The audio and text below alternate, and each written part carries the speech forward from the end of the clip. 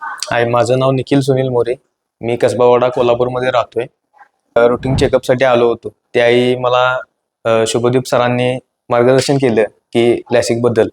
मग त्यानंतरून मला लक्षात आलं की जे मास्क घातल्यानंतर जे आपल्या चष्म्यावर दव येतात किंवा पावसामध्ये आपण घालताना चष्म्यामध्ये आपल्याला समोरचं काही दिसत नाही, त्यासाठी थोडा नंतरनं विचार केला. त्यानंतरनं त्यांनी मला प्रसन्न सरांसोबत भेटवून प्रसन्न सरांनी सुद्धा चेकअप त्यांनी केले.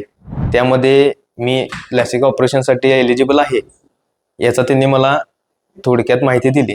त्यावेळी सीमा मॅडमांनी सुद्धा मला कन्सल्टेशन केलं की लॅसिकसाठी की आपल्याला लॅसिकसाठी काय काय करावं लागेल आणि काय काय खबरदारी घ्यायला लागेल.